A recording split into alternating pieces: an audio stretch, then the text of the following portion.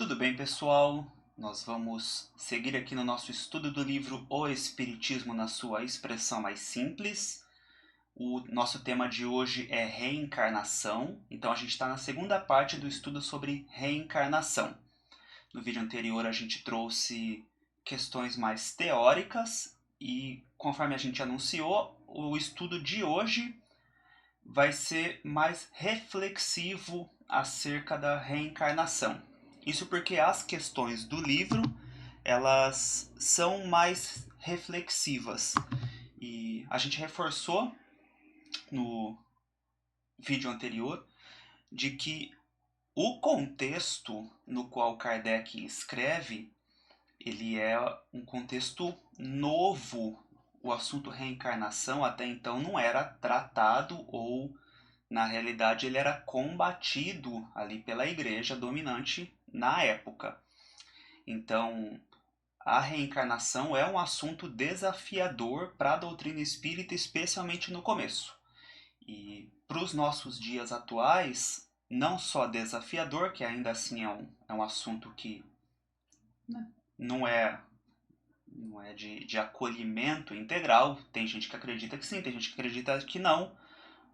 Tem gente que acredita de formas diferentes na reencarnação.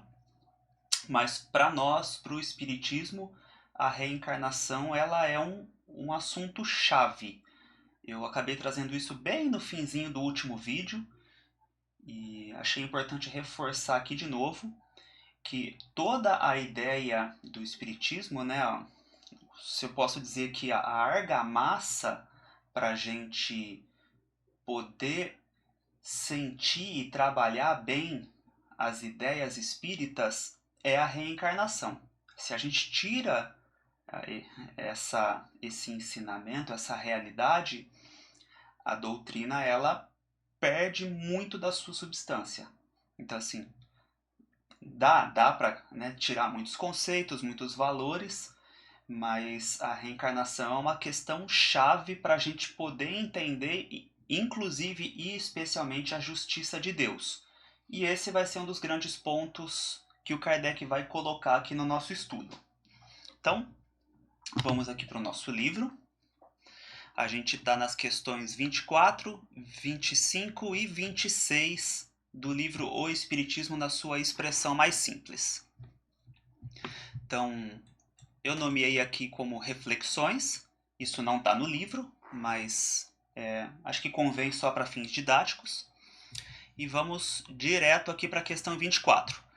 Então, reforçando, o Kardec ele vai estar, no estudo de hoje vai ser sempre assim, ele lança uma pergunta que, na verdade, assim, é a realidade da época, é o que se acreditava naquela ocasião. Então ele coloca, se for tal coisa, então não é justo. Aí ele põe a explicação, aí ele coloca a visão espírita para mostrar que o olhar ele está mais dentro de uma lógica exclusiva, especialmente no campo da justiça. Não exclusivamente, mas especialmente no campo da justiça. Então, aqui. A diversidade das aptidões inatas, ou seja, está falando os diferentes conhecimentos que cada pessoa tem nessa vida. Então, alguns sabem muito sobre determinado assunto, outros sabem sobre outro assunto. Algumas pessoas não têm não mostra nada muito espantoso de conhecimentos em algo específico. Aí a gente tem, né, músicos aí, especialmente da música clássica, vamos colocar Beethoven como uma referência, que é espantoso, né, o que ele apresenta, o que ele manifestou ali. Então a gente pega esses exemplos assim para poder olhar e falar, nossa, mas tá todo mundo no mesmo ponto de partida? Nasceu todo mundo igual?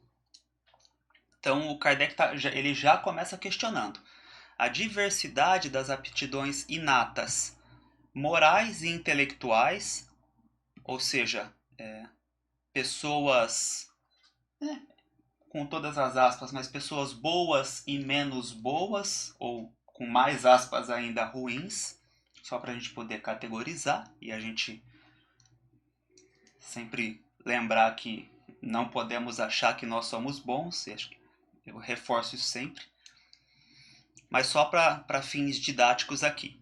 Então, a diversidade de aptidões inatas morais e intelectuais é a prova de que a alma já viveu. Então, aqui ele já está asseverando.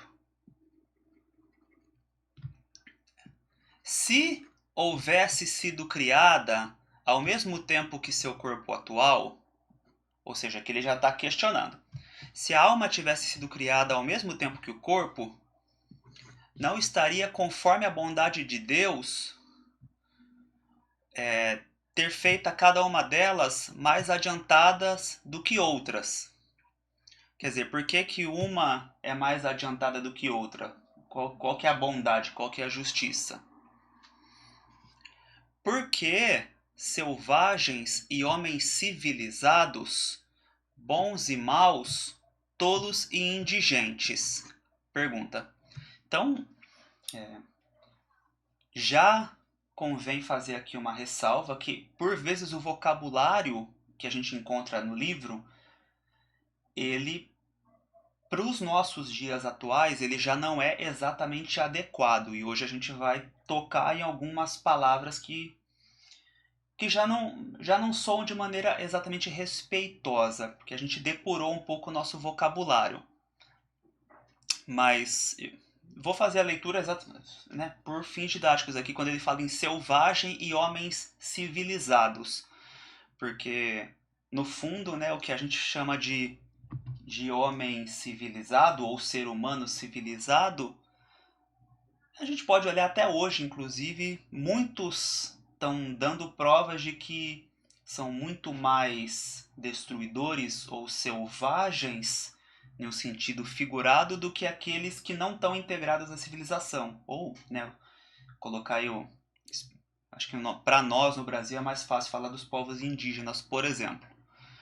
Então, acho que quem é civilizado está muito mais desconectado de Deus e da civilização espiritual, se eu posso chamar assim, do que o pessoal, o povo da floresta, que tem uma sabedoria ancestral. Então, vamos entender que Kardec quis colocar assim, por que alguns tiveram a chance de estudar e de estar participando de uma sociedade com possibilidades, com saúde, medicina, educação, enfim, e outros não. Porque alguns são bons, outros maus. Alguns são tolos e outros são inteligentes. Essas são as perguntas que ele lança. Dizendo-se que uns têm vivido mais do que os outros e adquiriram mais do que esses últimos, tudo se explica. Ou seja, uma das questões que ele está colocando aqui então seria o seguinte: a discrepância entre um grupo e outro, entre esse par de opostos que ele apresenta, estaria aí no tempo de desenvolvimento espiritual, considerando a reencarnação como um elemento-chave. Então, a única diferença é o tempo de experiência e de evolução. E isso só é possível se explicar se a gente tiver o elemento reencarnação. Porque senão fica muito difícil a gente dar sentido lógico se a gente disser que a alma nasce junto com o corpo. E ele vai explorar mais esse assunto aqui.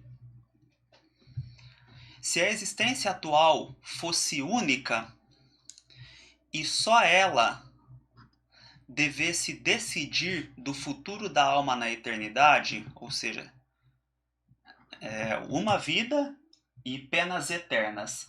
É disso que ele está falando, Então, um inferno permanente ou um céu permanente. Mas a grande crítica aqui é um inferno perpétuo para os erros dessa vida. Se a existência atual fosse única e só ela devesse decidir o futuro da alma na eternidade, qual seria a sorte das crianças que morrem em tenra idade, com pouca idade? Não tendo feito nem bem e nem mal, não merecem recompensas e nem punições. Então, aí ficaria, salvo engano, a abertura da questão do limbo. Não sou conhecedor aí das explicações na vertente católica, mas essa é uma das indagações que o Kardec nos traz. Sendo cada um recompensado segundo suas obras, conforme palavras do Cristo, as crianças não têm direito à perfeita felicidade dos anjos, então essas que morrem cedo, nem merecem ficar privadas dessa felicidade. Por outro lado, dizei que poderão em outra existência realizar o que não puderam fazer nessa, na que foi abreviada, e não mais haverá exceções. Ou seja, com a ideia da reencarnação, uma nova vida se abre efetivamente, e aí tem o campo de desenvolvimento para o caminho da luz ou nas sombras. E aí o céu que a gente conquista e o inferno que a gente cria. Mas então liquida essa ideia de não ter perspectiva e de não explicar essa abreviação da vida das crianças, por exemplo. E aqui entra a questão 26. Novamente uma dificuldade de vocabulário que nós vamos trabalhar. Mas vamos seguir justamente para fins didáticos. Pelo mesmo motivo, qual seria a sorte dos cretinos e dos idiotas? Eu já destaquei, eu fiz questão de procurar para a gente, para trazer isso de maneira mais clara, qual que é a forma mais correta de nós nos referirmos ao que o Kardec está querendo trazer nesse vocabulário mais antigo, que seria a questão de limitações no campo cognitivo ou mental. Então, vamos só dar uma lida rápida aqui. Então, a forma, segundo apurei, e espero que seja correta, a melhor forma de a gente se referir a esse assunto seria tratar como deficiência intelectual a uma pessoa que tem qualquer limitação na habilidade mental. E tratar como doença mental problemas psiquiátricos. Eu vou deixar o link se interessar para fins de referência depois. Então, qualquer pessoa que tenha uma limitação de desenvolvimento, porque na questão anterior a gente está tratando da linha da criança que não pôde se desenvolver e receber, né, as consequências positivas ou negativas. E aqui, a pessoa que tem limitação a ponto de prejudicar o seu juízo acerca das consequências. Esse é o ponto da nossa questão. Como que fica a pessoa que não consegue avaliar exatamente as consequências de um ato? E aí vem aqui, né, a exposição do Kardec. Não tendo nenhuma consciência do bem e do mal, também não tem nenhuma responsabilidade de seus atos. Deus seria justo e bom se tivesse criado almas, muitas e muitas aspas aqui, tá? Deus seria justo e bom se tivesse criado almas estúpidas para votá-las a uma existência miserável e sem compensação? Então, assim, honestamente eu não sei como que tá no original francês. A expressão aqui é muito dura, né? Mas eu quero extrair, torcer o texto para a gente tirar a ideia, tirar a essência de que qual que é a utilidade então, né? Para que tem uma encarnação assim de limitações, de debilidades? Por quê? Está dentro da justiça e da bondade de Deus algumas pessoas terem limitações e outras não? Essa é a grande pergunta. E aí vem a reflexão dele aqui.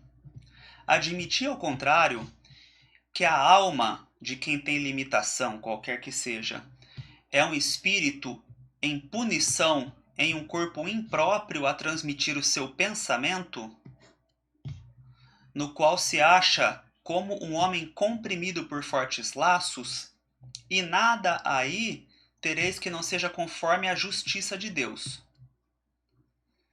Ou seja, olhando esse cenário de limitações, nesse momento aqui, acerca do pensamento, como uma consequência da lei de causa e efeito. Nós sabemos também que, eventualmente, podem ter limitações para outras finalidades, mas a ideia é lembrar sempre que nós sabemos já pelo Espiritismo de Deus enquanto função pedagógica, as experiências da vida sempre com uma função pedagógica. E não só as experiências de dor, mas também as experiências de bonança. Então, tudo nós estamos experienciando e sendo provados também. Então, não é só prazer, também é aprendizado, nas alegrias e nas dificuldades. Então, acho que é o grande sumo aqui das nossas reflexões acerca da reencarnação. Se ficar alguma questão em aberto que seja de curiosidade, quiser deixar aqui em forma de pergunta, sempre que possível eu vou acessar para responder e espero ter conhecimento para poder explorar junto o assunto. É muito rico, é muito amplo o tema da reencarnação, desencarnação e reencarnação. Ele tem muitas vertentes. A gente não pode sair rotulando tudo. Ah, tem limitação é porque fez tal coisa. Eu acho muito perigoso quando a gente quer estabelecer uma regra geral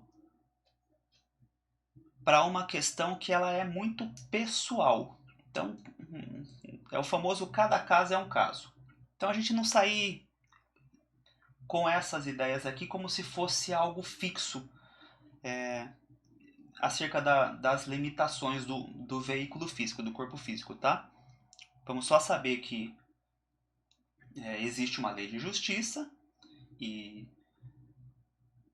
existe uma lei de progresso e existe a lei de causa e efeito. E a balança ela tem que equilibrar para cada um de nós e cada um tem suas necessidades e suas questões para ajustar perante a lei maior.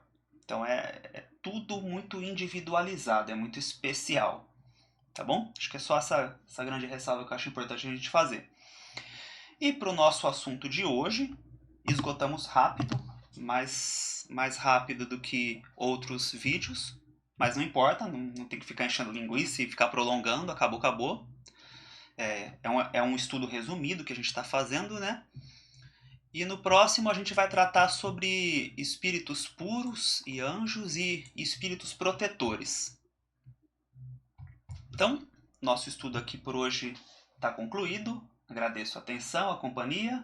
Possibilidade, se desejar, se quiser, de estimular a gente aí com curtir, de se inscrever no canal e dar esse apoio na rede social aí no YouTube. E desde já agradeço a atenção. Se possível, se Deus permitir, a gente está junto no próximo vídeo. Um abraço.